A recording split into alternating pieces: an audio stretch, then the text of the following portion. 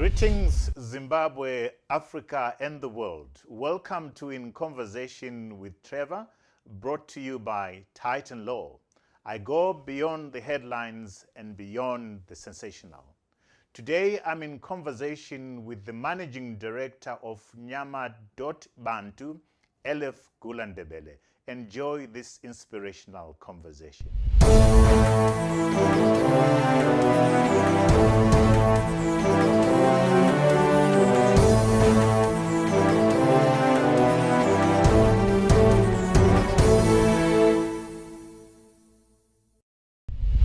Eleph Gula-Ndebele, welcome to In Conversation with Trevor. Thank you, leadership. Thank you for having me. You know, we decided to have you here, Eleph, because your story represents the story of a lot of young Zimbabweans, your generation, who are trying to make it in these tough times. And we thought your story would help people navigate or deal with the kind of issues that they're dealing with. You have, in 2018, you decided to come back home, and you started this startup called Nyama Dot Bantu. Talk to me about what Nyama Dot Bantu is, and perhaps in the first instance, the name itself. It's an interesting name. Yeah. Well, thank you for having me, first of all, and I'm actually honored to hear you say that you think my story might inspire or at least lead to other people understanding and seeing the decision map that I took to come here. But thank you for having me. Nyama Dot Bantu.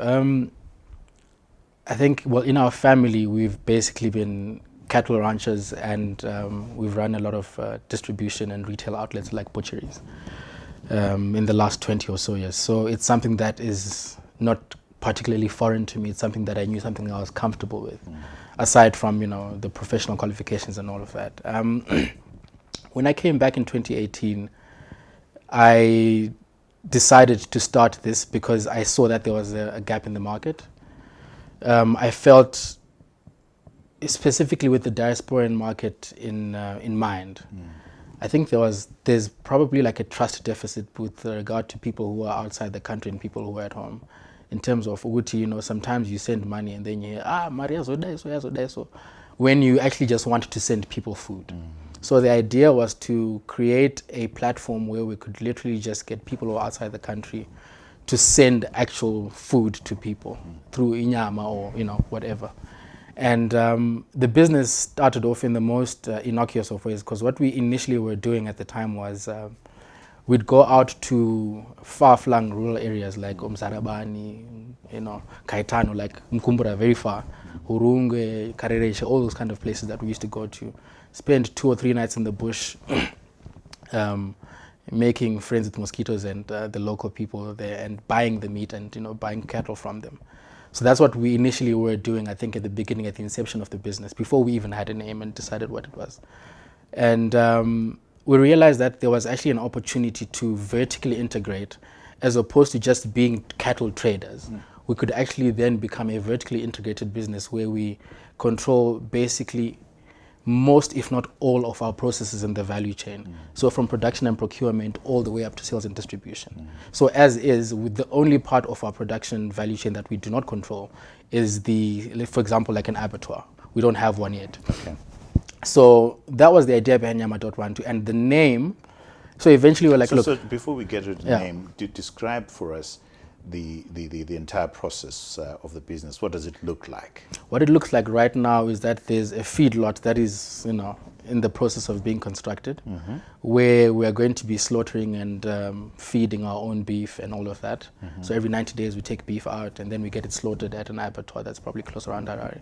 And then we distribute through our own retail outlets. We've got a flagship store in Highfield in Machipisa, where we basically sell from. And then we also have an online platform that is supposed to cater for the diaspora market, where anyone in Australia, New Zealand, South Africa, Botswana, UK, America, you can order your meat with us online.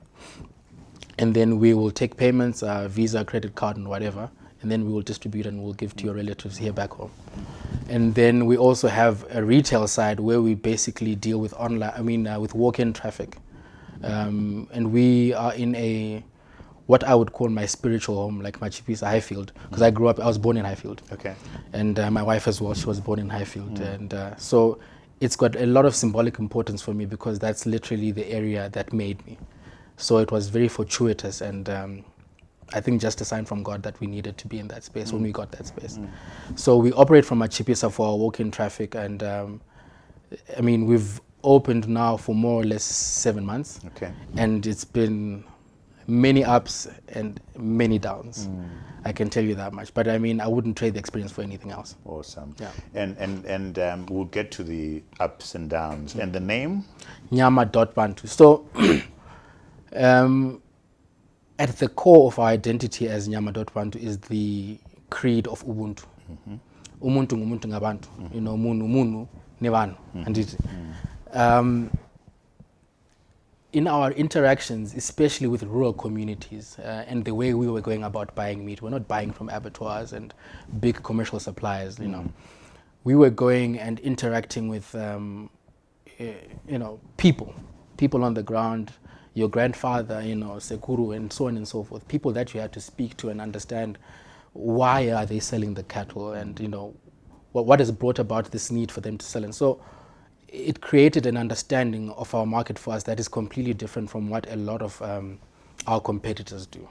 And the idea with saying Nyama Dot Bantu was the dot is obviously influenced by the .com, the bubble area, so trying to be more techie and all that kind of stuff. But more importantly for us, the Bantu, Nyama Bantu, was to inculcate a culture of Ubuntu. And if you come to our shop and you see our branding, it really speaks to that. It speaks to the idea that we are an African story that is being told through our endeavors. So umuntu ngumuntu ngabantu, we teach respect, we teach. The idea was to also create shared values with the communities that we get our meat from. It's not just a matter of me coming into Ukula and saying, I'll pay you 500 and whatever. I think it's an exchange of value in the sense that we also try and give them better breeding techniques and all that kind of stuff for the meat that they sell to us. So it's an issue of shared value that we're trying to inculcate in everything that we do. So Nyama Bantu. And clearly from what you're saying, the inspiration comes from the fact that this is a business that the family has been in somewhat. Yes. How much of that has that been? An influence. An influence, yeah. I think probably 90% of it. I think as younger people, like my father always gives an example of what my grandfather used to say to him, that he took a stone and he threw it. And he's like, now you must throw your stone and let's see where you go. I see. So the idea is to always do better and to improve on what the previous generation has left you. And that is what we're trying to do with Nyama Dot Bantu. And it's been a baptism of fire, but I am so grateful for the experience of the last 8 or 9 months. It's been amazing. Let's talk about the baptism of fire. Let's talk about the ups and downs. Starting with the ups in the first instance. The capital to start this? The capital to start this, I'm not in the position of a lot of people in this country. I was fortunate enough to find people who could help me with the capital to start, people who believed. And I think it's such a great thing and a great endorsement on your abilities to find people who will believe in what you're dreaming about and say, okay, look, here's a chance and let's see what you can do with it. And that's what essentially happened to me when I came back. And I was very fortunate. I'm so grateful that I had people who could actually see and understand my vision. The ups, I think at the core of it, especially when we're delivering meat to people, you can't put a price on the happiness that someone in Chitungwiza gets when you tell them kuti nyama yava kunaningi ku Canada. It's priceless. You really, and they're like, yava kunani, and it's so, the joy in them, they're so effusive in their gratitude and all that kind of stuff. So that for me, it's an intangible up, but for me it means so much more. And I think that's what really drives us when we're trying to do that kind of business. Obviously, the first day we opened unfortunately at the beginning of COVID. 14 days after the first lockdown on the 31st of March. And it was so encouraging to see people getting into the shop, and it was so full. We're like, wow, you know, we're starting a business in the worst health pandemic in the world of the last 200 years, but this is what we got. So it was just, I just have so much gratitude for the last 8 months, and I think that for me is the big up. And the downs? The downs.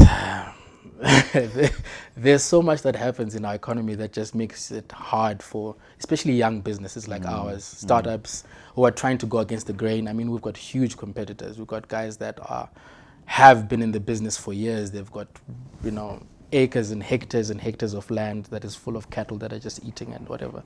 And we can't compete with them on that scale. So the down is obviously the fact that we are in a very competitive market. And we constantly have to adapt, readjust, just in order to stay competitive and to stay relevant to the people who have decided that we are their choice of, you know, their supplier of choice. And obviously, there've been a few incidents with soldiers where, especially during, I think I remember speaking to you about it, when we, you know, it was a very traumatic experience at the time, because I was made to watch as my staff were beaten by soldiers during the lockdown for a manufactured reason that you could tell it holds no water. And what was the reason? Mask, and we're like, where is this person? You know, I think it was just after they had announced the 3 p.m. cutoff as a time to close. And these soldiers just came in one of these unmarked trucks, and they burst into the shop. Initially, I think the more senior one then left, and then the two subordinates stayed behind and just started asking questions, like nitpicking, like what's happening here, what's going on there. And all our papers were in order. We had all of their permissions, and the regulatory requirements that we needed to open during that time were all up to scratch. And you know, it just went from 0 to 100 so quick. And you could tell that these guys were just looking to inflict harm on someone or something. And they just took our manager and my staff to the back, and they whipped them. And I was made to watch. So for me, initially this was, you know, when people talk about these things, it's so far from me. It doesn't happen close to me. I'm like, I've never seen that, you know. And you're like, nah, it doesn't happen. And then when you see it, it just brings the reality much closer to home that this is the kind of situation that we're in, and it's rather unfortunate. What did it do to you? I was, I mean, for the most part, I was very traumatized. I am not, you know, because of my legal background, I don't fear law enforcement, you know. But soldiers are different, you know. Soldiers are different. These are people who are just trained to shoot, and, you know. So there's no talking from a legal basis with soldiers, you know. And I could tell that this guy, you know, and I looked him dead in the eye and I was like, but what are you doing? What is this? And he did not care at all.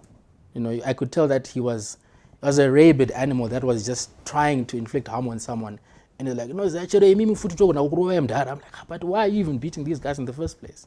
You know. And there's no explanation. And then they just moved on. They went to the next bar. They raided alcohol and they left.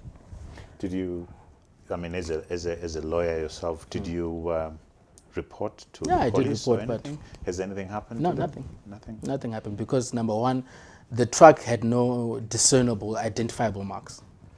But they were in military. They were in military fatigue, and they had one of those military trucks. And this is in Highfield. This is in Highfield, yeah. They had one of those military trucks, so the number plate was removed. Those signs that show you the barracks with the animals or whatever, and the other numbers that usually you can use to identify these army trucks are not there. So it just left me with a feeling of helplessness.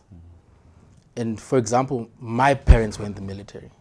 So I can only imagine what someone who has no, you know, doesn't have that background can feel like, the helplessness that you have when faced with such a situation. And to this day,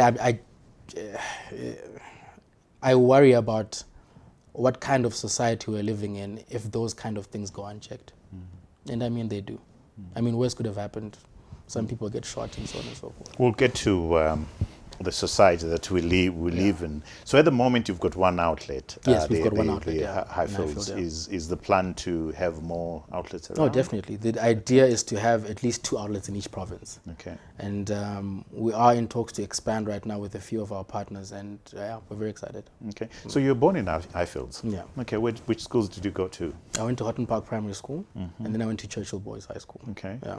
And then you went to Rhodes University. Funny story. No. No. And then I went to Solusi University for a year. That's interesting. For a year. I went to Solusi University for a year in 2004 after high school, where I studied, what was that even called? BBA Finance, Bachelor of Business Administration and Finance. I hated it. I didn't like it. I think for as long as I can remember, even before I could spell the word lawyer, I knew I wanted to be a lawyer.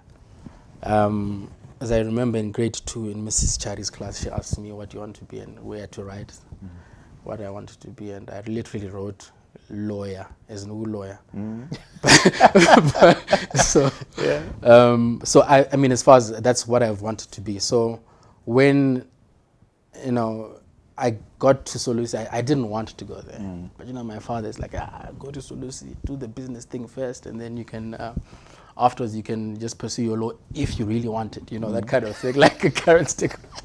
I was like, no, I want to do laws, and I want to do it now. Yeah. So I think I was only at Solusi for like a year, and by that time, I'd gotten my response from Rhodes to study law, and I was like, you know what, I'm going to go to And South Dad Africa. said it's fine. At the time, no. No. He was not particularly impressed. But he also respected that it's a choice that I made and that I really wanted to do. And yeah, eventually he came around. So you went and you did you graduated with a law degree. Yeah. Talk to me about that experience, getting a degree. And university was probably a very, it's like a mixed palette, a very eclectic period in my life. I think I experienced different facets of myself that you learn yourself. I think that's the point of going to university, amongst other things. And getting degrees is important, I guess. You learn yourself, you learn who you are, and you decide who you want to be. So literally, that's what university was for me. It was a time and a chance to stretch my limbs and decide and discover who I'm supposed to be and who I think I am. And some of it was painful, some of it was pleasant, and yeah, I'm grateful and happy for the experience. So when you graduated, did you work a bit in South Africa? What did you do? Yeah, I did. First, when I graduated, I worked for a debt review company in Cape Town for like 6 months, I think. And then I moved to Johannesburg, where I did my articles for 2 years. And then I worked subsequently after that for another year after completing my articles for, I think, 2 firms, Langa Attorneys and DRSM. And then we started our own firm with a friend of mine, Megan, when we were still just after leaving Langa Attorneys. So it's been an amazing, I think 10, 11 years now. And where did the pull come from to come back home? I wouldn't say it was just... Is it a push? Is it one a pull? One reason, yeah. I think it was a myriad of factors that just led to me coming back home. I think in any case, I'd always felt the pull to come back home. Okay. Even when I was at school, the idea of actually settling in South Africa was a fantasy for me. You want to be there, you want to have the nice cars, mortgage and, paying cars monthly or whatever it is that South Africans do. But it wasn't something that I saw myself doing in the long term. For me, coming home was always going to be something very important, and I needed to come and help with the family businesses. My father is a lawyer, and I wanted to come and play my part. And I feel very attached to the law firm, so it's something that I'm still going to do, and I'm going to put my energy and pour my energy into again. So for me, coming back home was always on the agenda. It wasn't some far-fetched dream, but what precipitated my return in 2018 was probably a mixed bag of trauma and just a lot of decisions and things that were happening to me at the time. And I felt, maybe I need to be at a place where I can reset and recalibrate. I mean, I got divorced in 2016, and that affected me in many ways.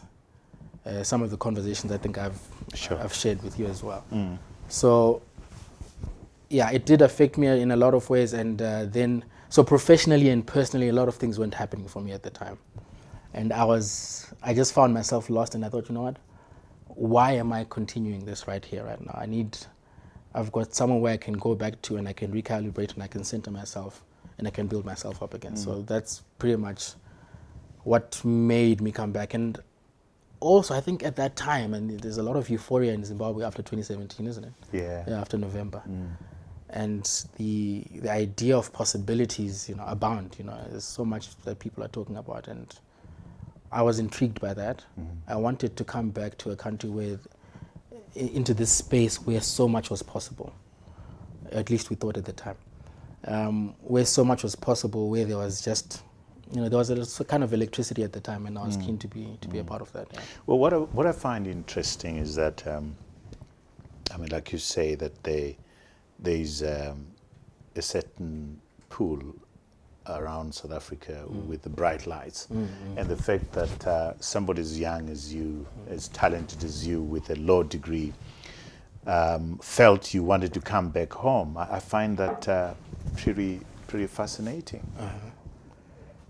Is it just because you wanted to center yourself?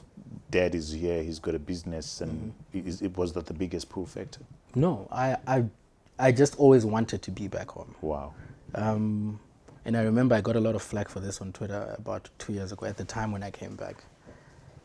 And it's something I still truly believe. But maybe I did not articulate my position and what I was trying to say properly.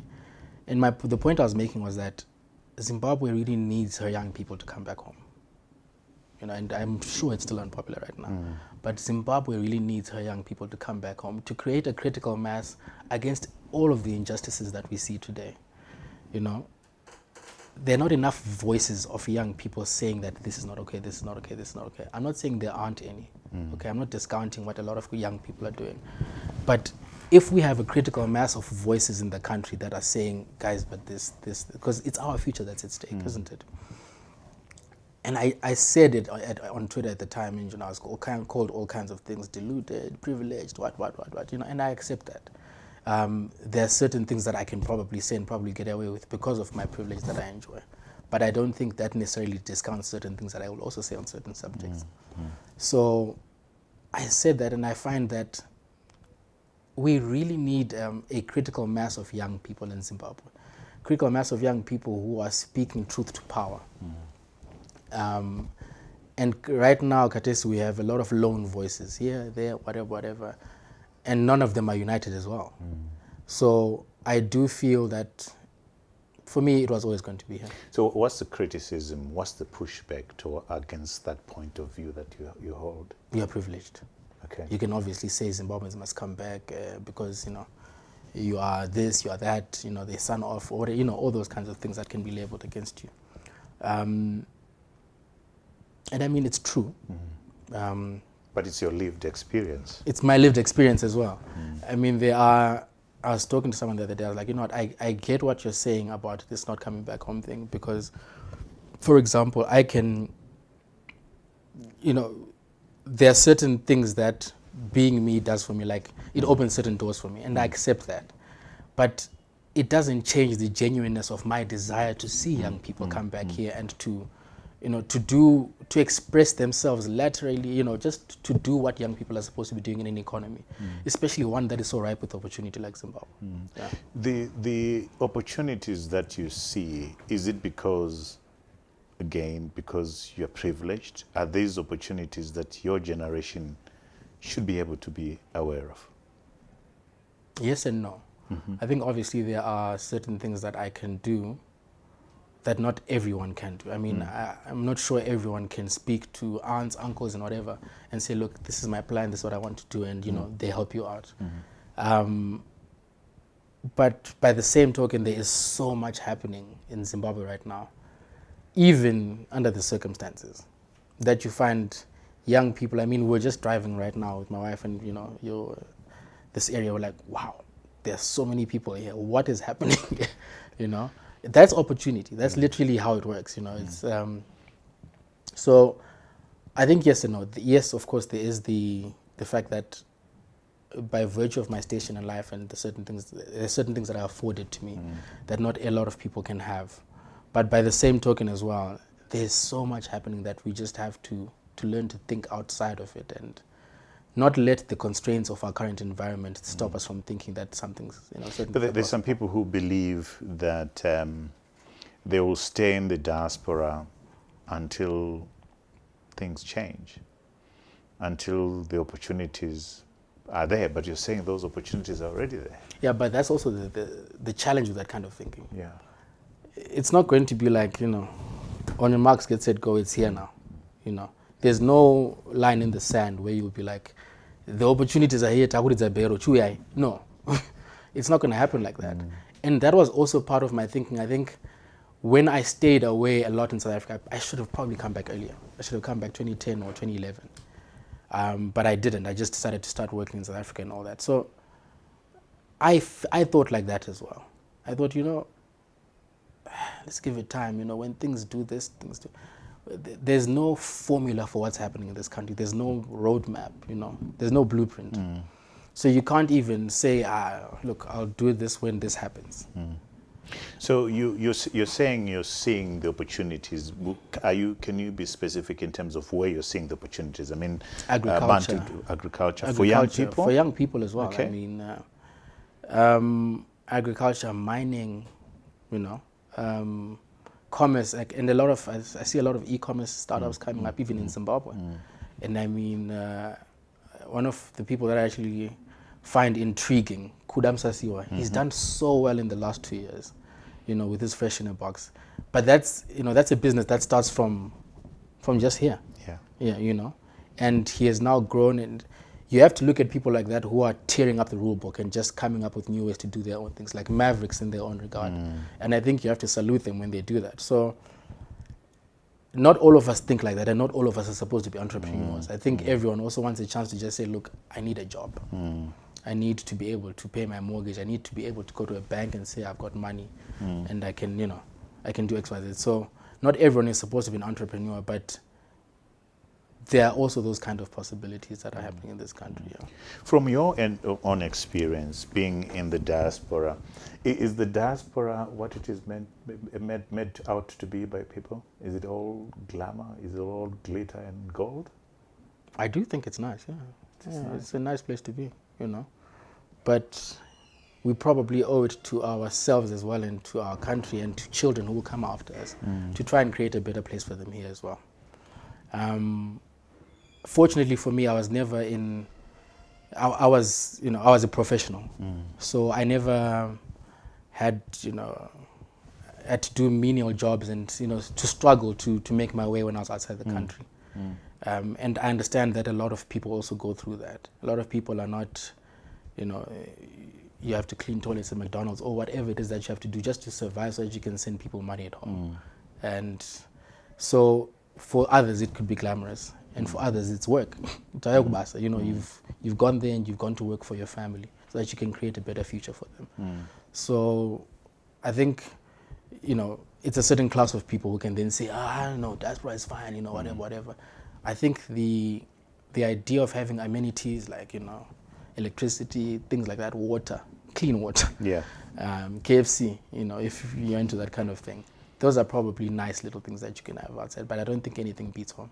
Eleph, you spend time in the diaspora, particularly in South Africa, a country where, I mean, there's been xenophobia all over the world, but there's been particularly terrible xenophobia in South Africa. Have you experienced it? No. No. Fortunately for me, I have not. But that's the strange thing about xenophobia, or should we call it Afrophobia, whatever it is. If you really think about it, we're talking about, you know, you're coming from Mozambique, stealing our jobs and all of that. And I feel, so I'm very big on history. I'm very big on, like, African history, specifically, dating all the way from Egypt, or Kemet, you know, as it is actually called, up to now. And before 1884, there's no boundaries, there's no borders. So the fact that someone then gets the goal to then say, but you're not from here, you're not from there. What does that mean to be from somewhere? And even if you look at, so traditionally Africans are very, I only realized that, Istakazelo, Mitupo, were actually a form of conservation for areas that people lived in. So, for example, that's why Angituna Ngube, Piri, Shoko, Soko is the same people, right? And it basically spoke to a people who lived in a certain area that tried to protect a certain species of animal. That's all it meant. So Mofu, Mpofu, and so on and so forth, Mlambo, and Tini, all of those things are the same things. So Piri is Malawi, and Ngube, let's say, South Africa. Shoko is here in Zimbabwe, what we call Zimbabwe now. So I feel like that kind of attitude comes from a place where you do not know your history. And I feel as Africans today, we are the worst people in terms of education of our history and awareness of ourselves. Right. And knowing who we are as a people and where we've come from, because that has such an amazing impact on how you view yourself today and going into the future. So xenophobia for me is a very unfortunate and deplorable, circumstance that we find ourselves in. And we're living through it every day. I mean, in corporate boardrooms in South Africa, until, you can get somewhere.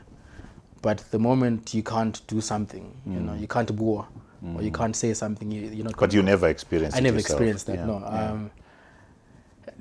Slightly, but it wasn't enough to stifle me, because I knew what I wanted to achieve, and I was not yet, hitting that ceiling. I mean, I was probably close, but I'd never had a direct confrontation with xenophobia, and I'm grateful for that as well. Let us come back home in terms of the politics.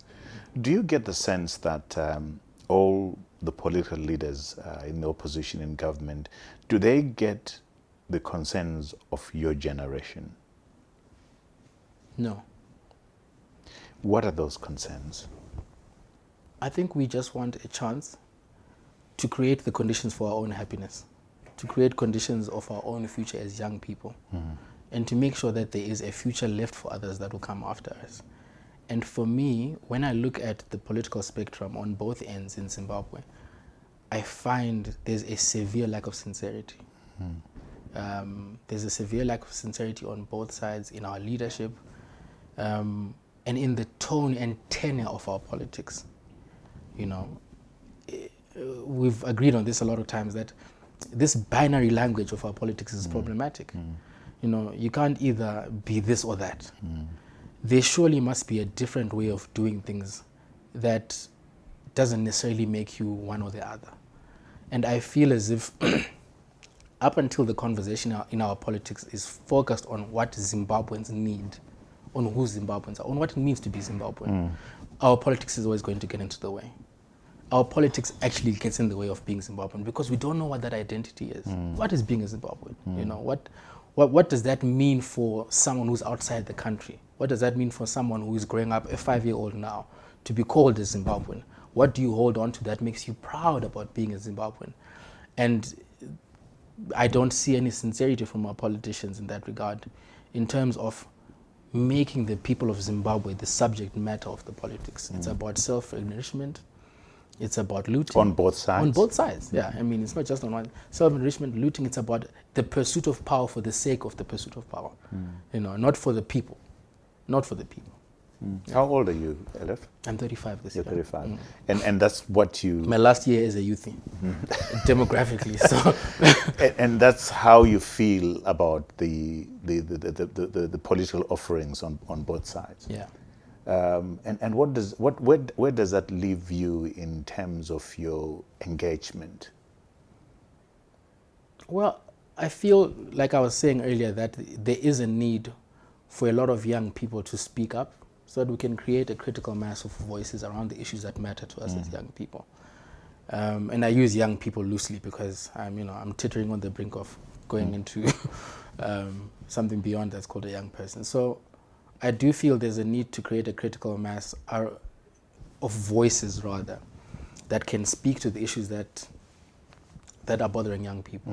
But I also find Let's unpack those issues. Yeah. Let's unpack those issues.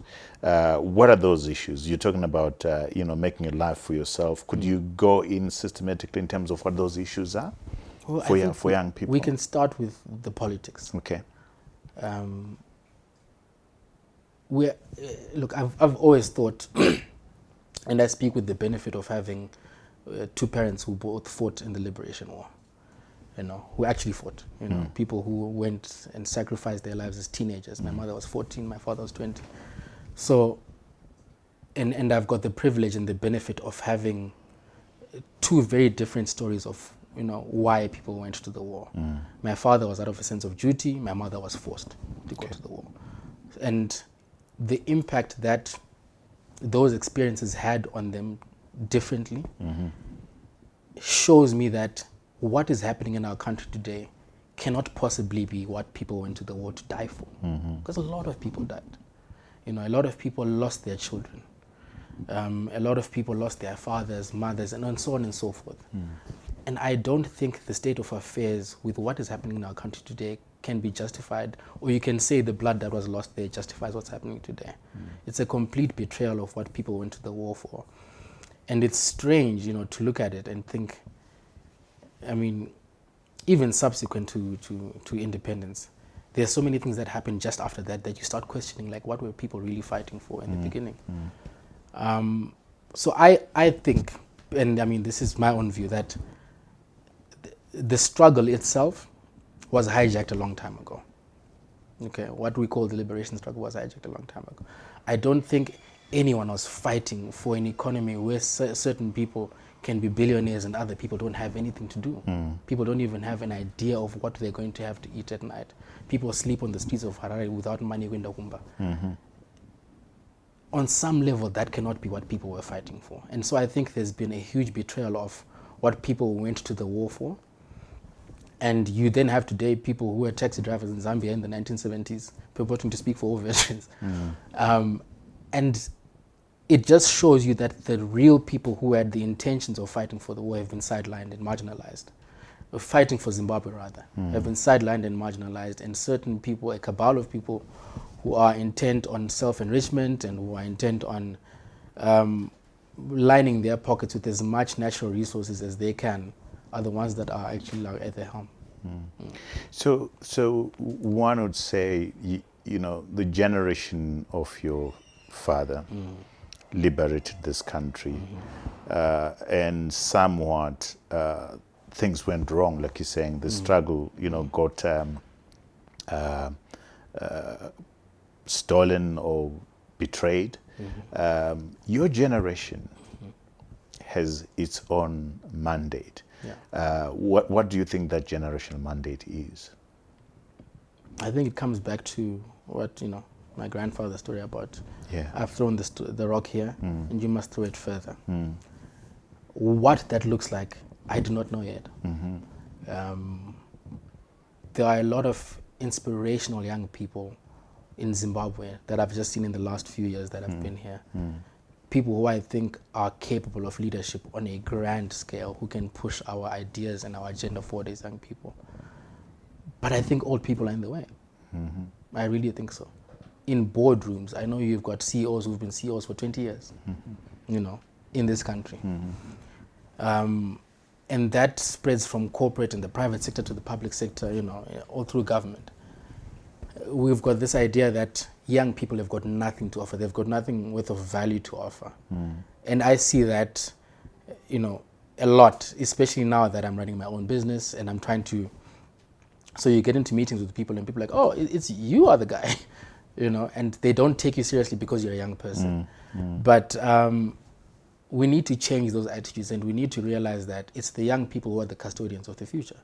And even when you're in positions of leadership, you're not serving yourself, you're serving people, and you're trying to create a legacy, not only for yourself, but for those that come after you. And maybe that is a message we constantly need to tell ourselves from the time we're children up until we get to elderly ages, especially in leadership. Am I wrong in saying that to some extent your generation has also become part of the problem in that you have joined hands, rather your generation, and I'm saying you, I mean your generation, that your generation is actually joined hands in betraying the principles of the struggle, why people went into struggle, in becoming part of the toxic politics, part of the binary politics. So instead of being this part of the solution, you're part of the problem. Am I getting it wrong there? You're saying my generation is standing in the way, but have you not joined my generation to talk the kind of politics that my generation talks? No, definitely. I do think that is correct. But that is, that then becomes the task of those that, will come after you, to try and speak a different language in terms of our entire body politic. But I don't think the space that has been cultivated allows that. Okay, especially if you go to high density suburbs in the areas there. If you go there, you've already been painted with a certain brush. Okay, and these are young people as well that you're seeing doing this, right? Like you're saying. And then which is happening here. And once you go there, you're painted. So what happens to the people in the middle? But for you to be able to have a voice that is heard in the midst of all that chaos, in the midst of that partisanship, where people will take you seriously, it's very difficult in this country. It's very difficult to find people who will listen to you, because if you're, excuse me, if you're neither X or Z, So I think that is our task for my generation. It's a big task. It's a big task, and we need to create a new way. Yeah.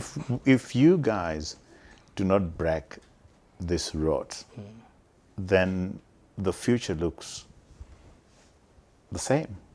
Well, it would be nice to be able to be given a chance to try and break it without the sanction of jail for protesting outside a car hire company. That's a young guy that used that young guy. So it would be nice to be able to be afforded a space where those kinds of rights and all those kind of fairy things are allowed, but we don't. We don't have that kind of. But some people would say that there's a price to be paid for freedom.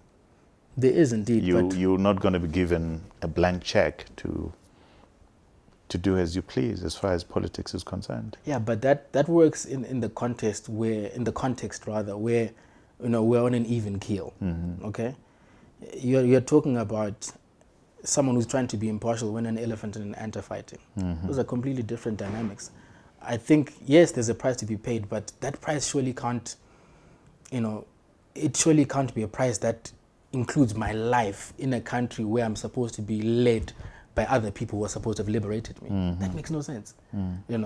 The fact that people are shot dead by a military that is supposed to be a people's army to protect them is ridiculous. The fact that I have to watch my staff get assaulted by soldiers in my shop, in my country, not in South Africa, in Zimbabwe, soldiers come to my shop and they assault people and I have to watch, is ridiculous. So there's no space, we can have all these discussions, but until we address the root cause that, this is not sustainable, And this is authoritarian, it's not sustainable. It's authoritarian, it's not sustainable, it's ridiculous. But we can say that until the cows come home. We can. And these guys will tell you that they went to war, they fought. And some of them. Come and get the stuff if you want it. But that's not the Zimbabwe we need to create. You see, that's not the Zimbabwe where violence seems to be the means to get the messages across. Cannot be the Zimbabwe that we want to create and leave for our children. We need to create a Zimbabwe where dialogue and discourse are what actually push our country forward. It's unfortunate that this is how they got power. It's unfortunate, also fortunate at the same token, because no one is going to give it to them. But we cannot then start fighting our own liberators.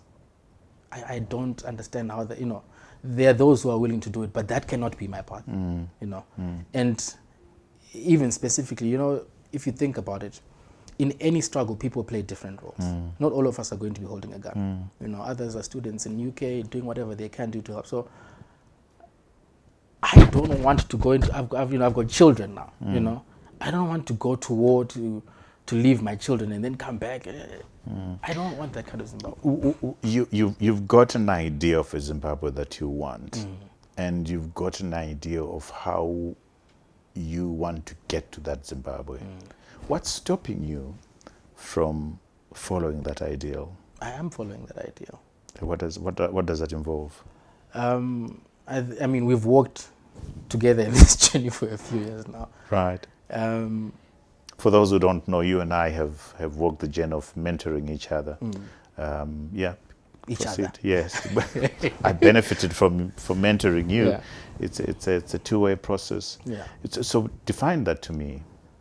I think my various involvement with a lot of political formations that sought to speak a different language rather than the binary language that we speak every day. For me, that was my contribution. That is how I can help and how I can create the conditions for Zimbabwe that I would like to see in the future. I'm not going to go into any bush or start some kind of subversive war or whatever, but I would like to think that I speak truth to power. I would like to think that I generally conduct myself in the way that I would like other people to treat me. And that's how it starts. You have to start with yourself. And the Zimbabwe I want is one where we respect human rights, respect each other's humanity, and use Ubuntu as our guiding principle, because at the end of the day, we're African people. So we're talking about your preferred way of bringing about change, as opposed to the violent one, obviously. But my sense is that is also tough. Yeah. Where you trying to inspire people, you're trying to compassionate politics, change around values and principles, and running away from the binary politics that we have right now. That can't be easy. What has been your experience? It hasn't been easy. And I think you have to look at it in the context of 30, 40 years of people doing things a certain way and understanding that this is how things are done. So to try and bring a new language to that space is probably very difficult. But I'm also acutely aware, I'm not naive or anything, I'm acutely aware of the fact that this is not an easy, it's a war of attrition, if you can call it that. Yeah. It's a very slow, process where you're chipping away little blocks. But, I think eventually it will catch on, because people are also acutely aware of the fact that we've done things a certain way for the last 30 years and it's gotten us nowhere, And when is it, 2023, 2022, people will come, they'll give you sacks of rice and T-shirts, and you'll vote for them. What's the message? 2022, 23, people will come and they say the last election was stolen, this time it's ours, and you'll vote for them. And the same things will happen. But what we're not looking at is the substance of the messaging coming from these people. What we're not looking at is, what values are these people inculcating in the kind of Zimbabwe that I want? I know these are very, I don't want to say high level for the sound, for the fear of being labeled classist or whatever, but these are very high level philosophical things that you need to think about. And perhaps that is the folly of trying to think of politics in that way.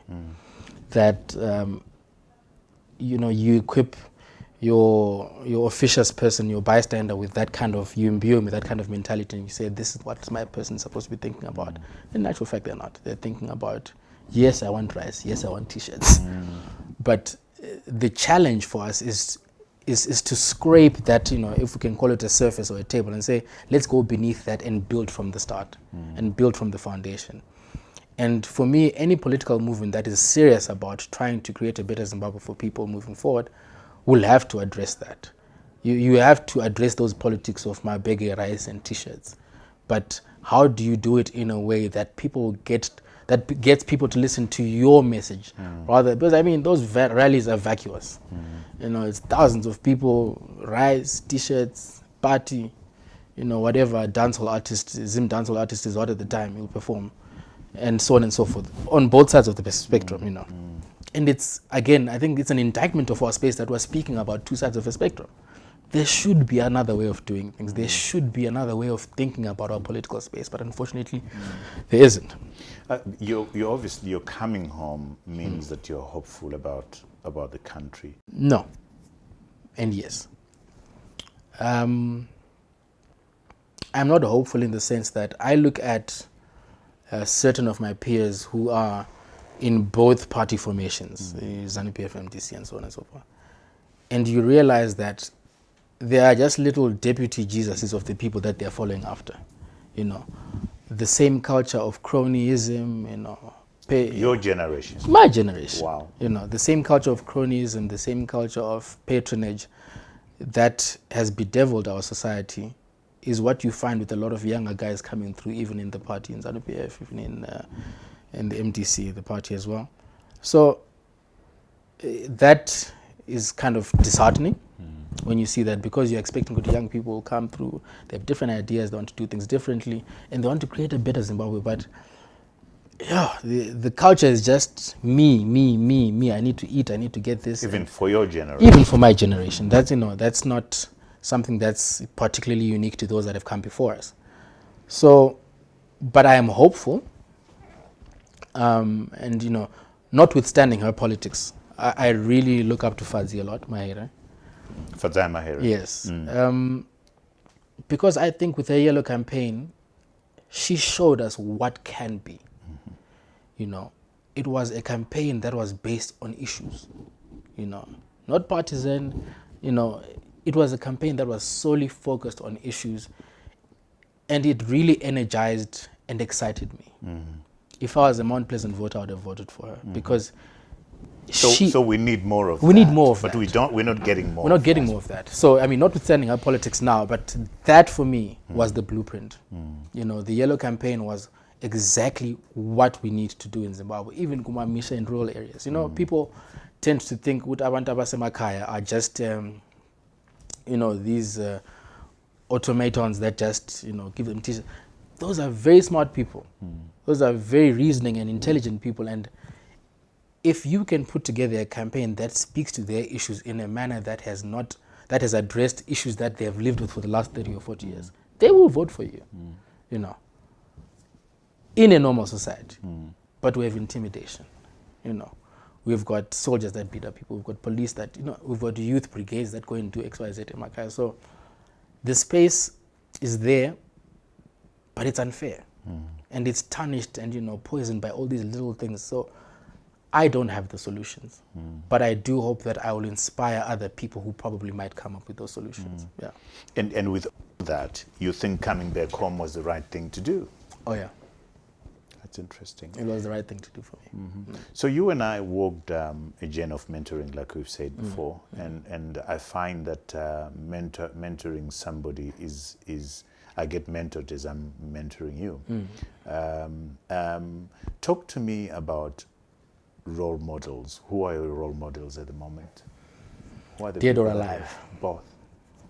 Dead. Thomas Sankara, obviously. Che Guevara. I tend to be a bit of a lefty. So Thomas Sankara, Che Guevara, Amilcar Cabral, Martin Luther King, Malcolm X, Jimi Hendrix, you know, and so on and so forth. Josiah Tungogara, my father. Role model, I think if I can be half the man that he is. Your dad.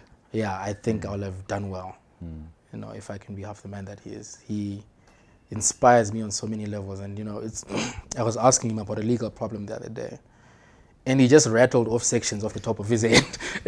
And I was like, but I'd have to go and read the, you know, the section and the SI to understand what you're saying. And but, you know, so he's a role model for me, and he has always been my Superman. Eleph Gula-Ndebele. Yes, Sobusa, yeah. And talk to me about the conversation that you and your dad have on these kind of things, because he got the gun to go and liberate this country. Yeah. Your mom was forced to go and liberate this country. And you're talking a kind of different politics. Where does your dad sit when it comes to that, and seeing the frustrations that you're going through? I mean, he's equally frustrated. I think he, like I'm saying, you know, for different reasons that they both went to the war for, but they all meet, my father and mother, they all meet at the frustration. So he is bitterly disappointed with how things have turned out because he feels that a lot of the principles that they fought for have been betrayed. I'll give you a very good example. So we have a farm in Somapula, which is as a result of the land reform program and whatnot. This farm is literally where my grandparents were moved off. Okay? We're talking 1940s, 50s, thereabout. Yeah, thereabout. 1940s. In fact, 1930s, with the Land Apportionment Act. So this is where my great-grandparents, my grandfather was removed from there. And when we were given back this piece of land in 2002, 2003, the elderly white man who was there remembered my grandfather. And he literally said, are you related to so-and-so who used to... I grew up with those guys and they used to walk all the way to Lower Gwelu to go to school. Lower Gwelu is probably 100 kilometers from there. And they used to walk to school from there on holidays to come visit their fathers who are now indentured as servants on that same piece of land. So they take land away from you, they take your cattle, right? And then they make you a slave on that land to work for them. It is those same people that we're now compensating today. Okay. It's those same people that we're now compensating today. Now, if you tell me that my father and my mother went to the war so that they could do that, doesn't make sense. it doesn't make sense. It's a complete betrayal of the principles of why people went to the war, because land was the issue. Land was literally the principle behind people going to war. So, I speak to him a lot. I speak to him probably more than most people do. And he feels betrayed and he's very disappointed in how things have gone. The same I can say for my mother, who went as a teenager, and you can imagine what young girls see in the war, the horrors that they see. 14, I was barely watching under 18 horror movies, but she was in a war and she experienced all of that. So to see all of that and then have things the way they are going, I think you can put two and two together and see that it can't have been. It can't have been what they envisaged when they went to the war. Having gone through mentorship yourself, are you mentoring anybody? No. There's a young man I was talking to a few months ago, sorry. Yeah. But then the lockdown happened and conversations just kind of stopped. But no, not particularly. Yeah. I don't feel I'm in any space or station to mentor anyone. I just want to. I'm still learning so much about myself. But this person was coming to you and said, could you mentor me? Yeah, he did come to me and clearly said... They'd seen something in you that they wanted you to pass on. I was equally shocked, but I was like, whatever I can do to help, I'll help. But I'm still learning so much about myself. I'm still growing. And growth, is so painful, But the results of it are amazing. Adulting is not easy, hey? Adulting is not easy, not in this country. But the results of growth are amazing. And if you look back, I was just looking back the other day and thinking, 2016, 2017 Eleph, and we're here now. It's, I think it's just testament to God's grace and God's glory. How much does what role does your faith play in your life? A lot. Talk to me about that. I believe in God. And I think he rescued me from a very dark place that I was in. I think 2016, 2018, that time was a very, very dark period in my life, and I wasn't centered. And I don't think if it wasn't for my belief in God, if it wasn't for my faith in God, I wouldn't have come out of that.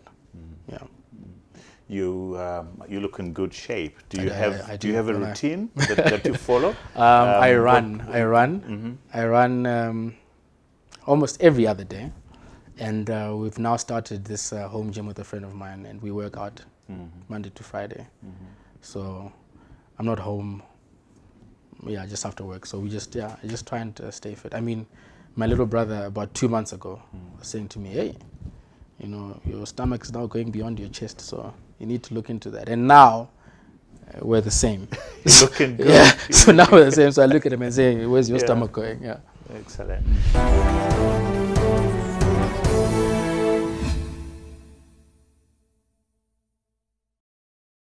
let's get into the book, Trevor Book Club. I know you love reading, and I was fascinated by your list of books that you're reading. Could you please do share those books with us and why you're reading them? Well, it's books that I've read. The African Origin of Civilization by Dr. Cheikh Anta Diop, Myth or Reality, is probably one of the most fascinating books and one of the books that built me as a young person. It built and shaped my understanding of the world and my place in it as a black person. It speaks generally about the ancient Egyptians, because we know, for example, that there were no Arabs in Africa until 600 AD. So who were those people who were there? You know, they were not Phoenicians, they were not Babylonians, they were black people like you and me. But, you know, if you look at history that's written by French writers like Champollion and so on and so forth, you'll find that there is a deliberate attempt to make Africans feel inferior because they've got such a rich history, right? But by the same token, for Africans to get the respect of people across the world, we don't need to create some primordial, pristine history where we are all kings and queens just to be able to get human dignity. So this book basically debunks all of these myths about who Egyptians were and how we are actually all descendants of people from Egypt, from ancient Kemet. It speaks about Akhenaten, who I think is one of the most important Egyptian pharaohs of all time. He's the father, he's credited as the father of monotheism, although he was described as a heretic during ancient Egyptian times because he moved them away from the idea of a one god to the idea, no, from the idea of many gods to the idea of one god. So Akhenaten is the son of Aten, and Aten being god. And Queen Nefertiti is his wife, and Tutankhamun, whose tomb gave us all these treasures about Egypt and all this information. So I think that's a very important book and should actually be taught in African curricula. That's what you say, yeah? Yeah. And it sounds like. It's a very, very important book. So, and Cheikh Anta Diop is probably a once-off because in the 1940s and 50s, he was a nuclear physicist, a black man in Senegal, one of the few to ever actually attain that at that time. And I mean, now they come a dime a dozen. But Cheikh Anta Diop, very important. And then closely related to that, I should have mentioned Secrets of the Exodus by these two Jewish boys, Roger and Mesut Saba.